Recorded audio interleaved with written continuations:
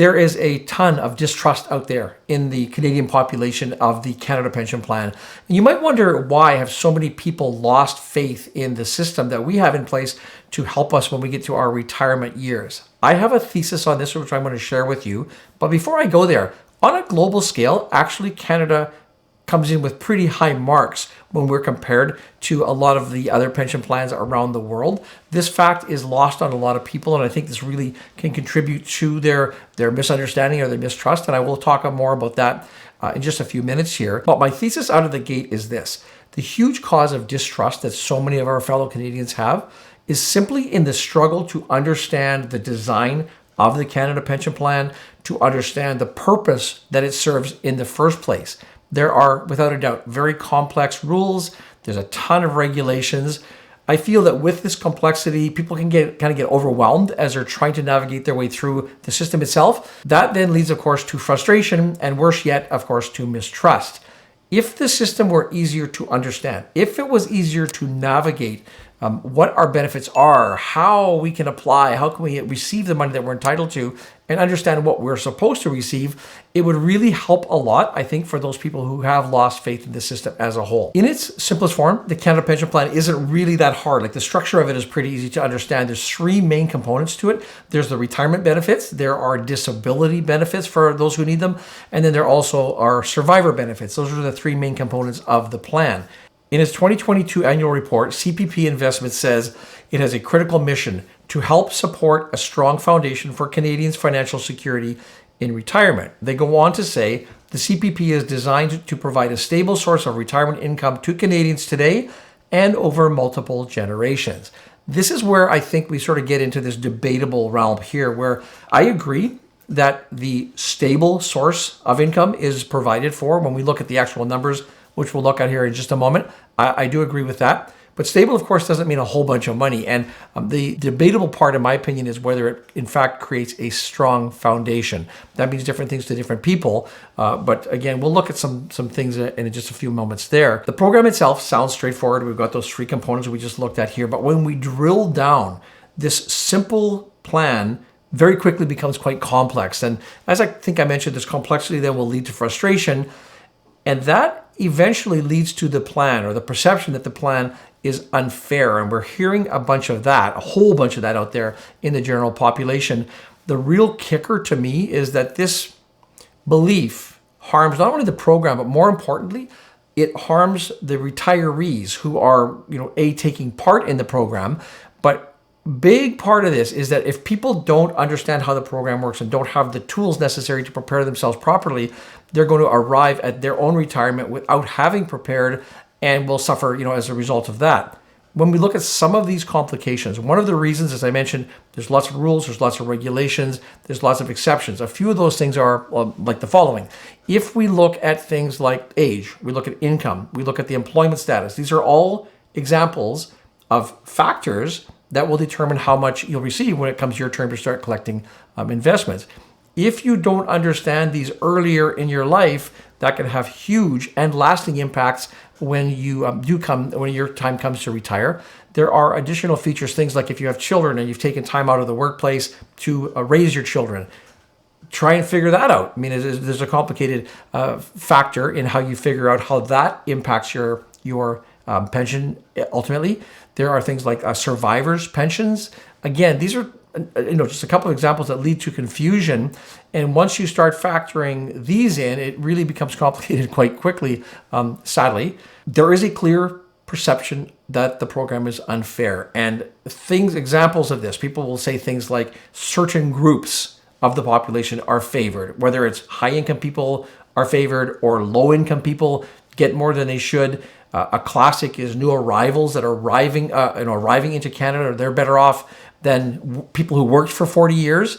You can do the research on that, but it just sort of goes further to eroding the public trust. I was thinking of a suggestion for the Service Canada to go out and educate the public as a whole. And I think this would really have a lot of impact. Imagine an ad campaign where you have a scenario where an average Canadian comes in to the Service Canada office and they're there to apply for their Canada Pension Plan. And the person does the paperwork with them and says, okay, Mr. Jones, starting next month, you will be receiving your Canada Pension Plan $717.15 a month. And I use that number because that is the average amount of CPP that people receive in Canada today. I think that would shock a whole large segment of our population who would then take a closer look and be more proactive in preparing for retirement, because most people don't really grasp that when you retire, the average Canadian, the average benefit is going to be that $717 a month. If you are concerned, and rightly so, about the prospects of retiring and relying on your CPP, check out this video here, which goes into a lot more detail on that concept. It's a place that you don't really want to go. So I want to move now to sort of some facts and some fiction that causes all of this distrust. And I want to look at some of the most common examples out there today. So the first thing I want to look at is the solvency of the plan. And there is a perception, widely shared, that the fund won't be around when it's my turn to collect. So let's say you're 20 now, or 30, or even 40. You will hear a lot of people say, the money's not going to be there anyway, so why am I putting money into the plan right now? If we look at a report that comes out from the Chief Actuary of the Office of the Superintendent of Financial Institutions, this is a report that is prepared every 3 years. It's the 31st actual report. The report speaks of its purpose, and it says, an important purpose of this report is to inform contributors and beneficiaries of the current and projected financial states of the base and additional CPP. And it goes on to say, the report presents projections of its revenues and expenditures for both of its components, the base and the additional CPP, over a long period of time. One of the major objectives of the CPPIB, the investment board, is actually to ensure that the funding for the program will be maintained, and they project 75 plus years out. If the actuary, does up their work up here and they determine that the program is in jeopardy, that they won't be able to fulfill those needs, they make alterations to the program. And we've seen that over the years where things like the premiums go up, etc. There's, a number of years ago, a major change to the structure of the plan where not only were contributions used, but also the investment board was created in the first place to manage the money and generate additional revenue that way. So we don't know.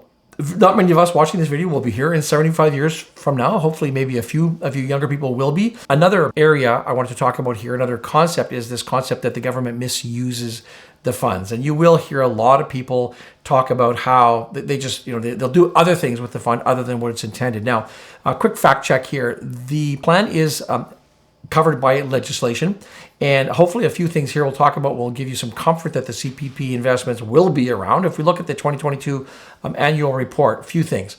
The CPP investments is governed by an act of Parliament, the Canada Pension Plan Investment Board Act.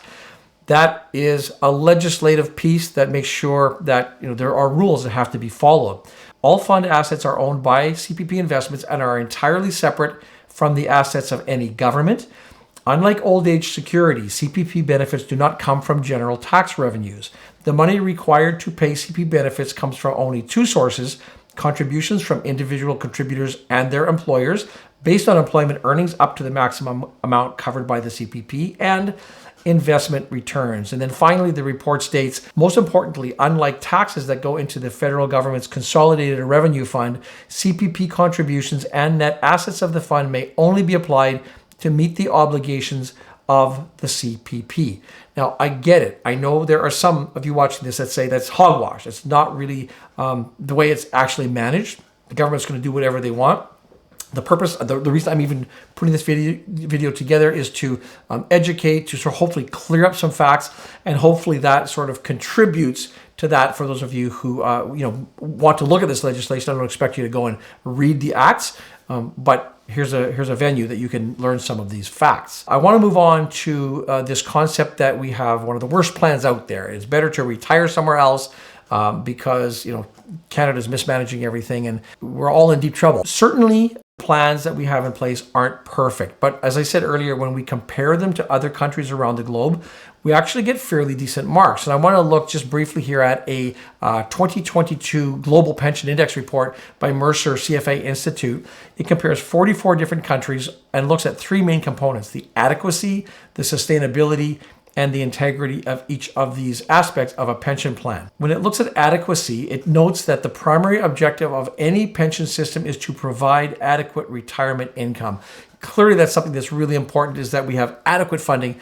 when we retire. From a sustainability perspective, the report says, particularly in light of the aging population, we have to look at this. It notes that the World Bank has noted that most public pension plan schemes are not viable financially and cannot keep their promises to the younger cohorts that will retire in the future. And an important feature of sustainability is the level of funding in advance, which is particularly important when the ratio of workers to retirees is declining. I mean, clearly these are issues that we're dealing with here in Canada. Of note, we'll see how we compare there. Finally, under the category of integrity, it's critical that the community has confidence. And that's kind of what I'm talking about. The whole purpose of this video here today is to address the confidence that we have in our system. The result at the end of the day, once all the numbers are crunched, is Canada comes in with a B. And what that means, they state here, a system that has a sound structure with many good features, but has some areas for improvement that differentiates it from an A-grade system. Other countries like Iceland, Netherlands, Denmark come out at plus 80 on the index value, and they have a far more robust retirement system. Under the B+, slightly above where we came in, we look at countries like Israel, Finland, Australia, Norway. We come in at B. So in that sort of, not middle, but a little bit higher than middle of the category. According to this report, beneath us comes, places like Hong Kong, US, France, parts of South America, parts of Europe as well, parts of Asia.